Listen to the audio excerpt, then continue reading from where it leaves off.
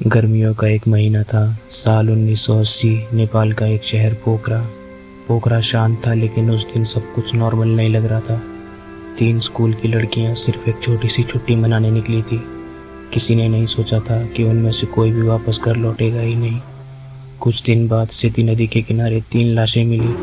कपड़ों की हालत और जिस्म पर के निशान सिर्फ एक बात कह रहे थे, ये कोई हादसा नहीं था। पुलिस ने कुछ नहीं बताया। कोर्ट ने भी कभी पूरा सच सामने नहीं लाया। सिर्फ एक गवाह था जिसके पास सच था, लेकिन ज्यादा दिन वो भी जिंदा नहीं रहा। और एक राज बचा जो नेपाल की राजनीति से लेकर राजाओं तक कहीं दबा दिया गया। ये केस था रेप, मर्डर, कवर अप और एक ऐसा सच जिसे देश भूल चुका है। आज भी सिर्फ एक ही सवाल जिंदा है, क्या 3 लड़कियों का कत्ल एक हादसा था या एक ऐसा राज जिसे दुनिया से छुपाया गया। मैं हूं सूरज महत और आप देख रहे हैं dark clear files. This is the cold unsolved case that Nepal never spoke about. 3 लड़कियां स्कूल में पढ़ती थी।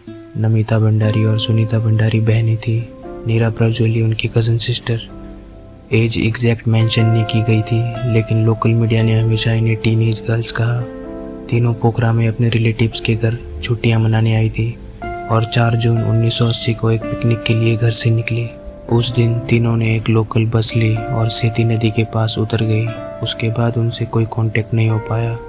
शाम तक जब वो वापस नहीं आई, परिवार ने लोकल पुलिस को इन्फॉर्म किया। कुछ लोगों ने कहा उन्हें कुछ लड़के फॉलो कर रहे थे। कुछ ने ये भी बताया कि नदी के पास उनसे छेड़छाड़ हुई थी, लेकिन ना एफआईआर लिखी गई, ना पुलिस ने इन्वेस्टिगेशन सीरियसली लिया। 5-6 दिन बाद एक एक करके तीनों लाशें सेती नदी के अलग अलग किनारे पे मिली। किसी की बॉडी पानी में अटकी थी, किसी की झाड़ियों में। लाशें बैडली डिकम्पोज थी। पोस्टमार्टम ने जो बताया वो डरावना था। ब्रूटल सेक्सुअल असॉल्ट, गहरी फिजिकल इंजरीज। मौत डूबने से नहीं, ट्रॉमा से हुई थी। यानी उन्हें पहले मारा गया, फिर लाशें नदी में डाली गई।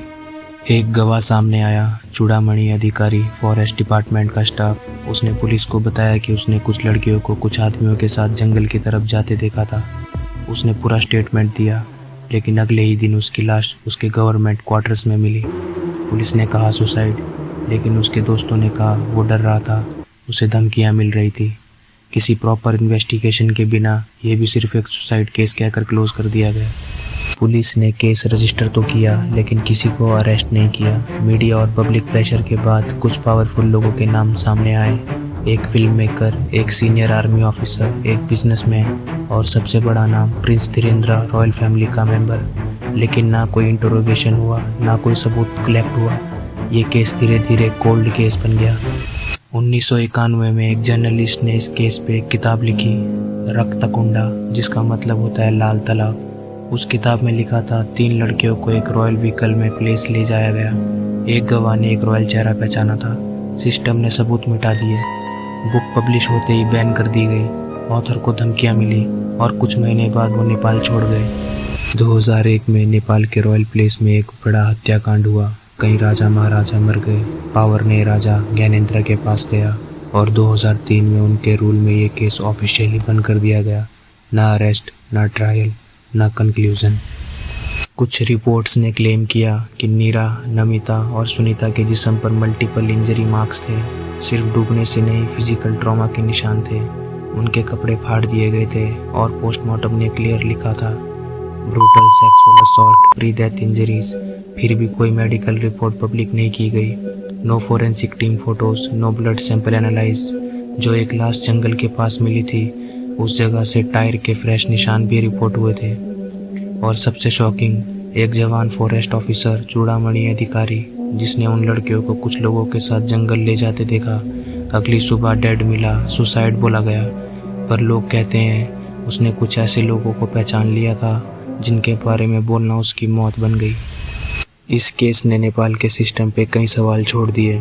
सेती नदी क्या पिकनिक स्पॉट थी या सबूत छुपाने की जगह? चूड़ामणि अधिकारी सिर्फ गवाह था या कुछ और भी जानता था? रॉयल नेम स्पेकुलेशन या सच? रक्तकुंडा सच था या थ्योरी? आज भी इन सवालों का कोई ऑफिशियल जवाब नहीं है। 3 लड़कियां जो सिर्फ एक पिकनिक पर गई थी, आज उनका जिक्र सिर्फ एक बंद फाइल में होता है। एक गवाह जो सच कहना चाहता था, उसकी आवाज़ हमेशा के लिए खामोश कर दी गई। और एक सिस्टम जो जवाब देना कभी चाहता ही नहीं था। क्या कभी जस्टिस मिलेगा? मैं हूँ सूरज महत और आप देख रहे थे डार्क क्लियर फाइल्स।